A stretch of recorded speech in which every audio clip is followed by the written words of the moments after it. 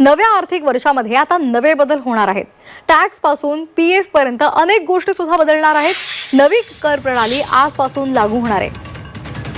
महत्त्वाचं म्हणजे आधार pan link असणं हे सक्तीचं आहे।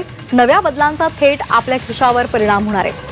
आजपासून नवं आर्थिक वर्ष सुरू होते आणि या नव्या आर्थिक वर्षामध्ये काही नवे बदल सुद्धा होणार आहेत। हे बदल आपले बँक खातं, त्याचबरोबर टॅक्स, त्याचबरोबर पॅन, आधार लिंकिंग, केवायसी यांच्याशी निगडित आहेत।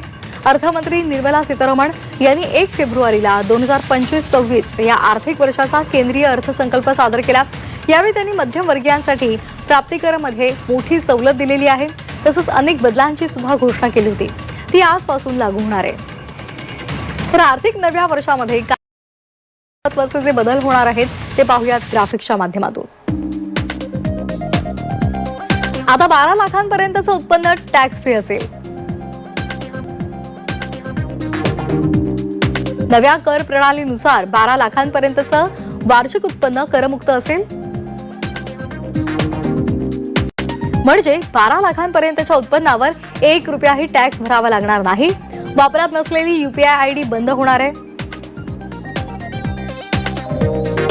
गेल्या 12 महिन्यांपासून वापरात नसलेला यूपीआय आयडी बंद केला जाणार आहे।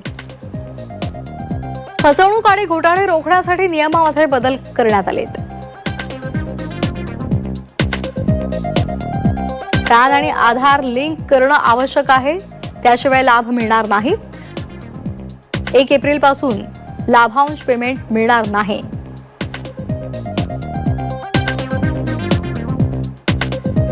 लाभांश आणि भांडवली नफ्यावरून टीडीएस वजावट वाढणार आहे।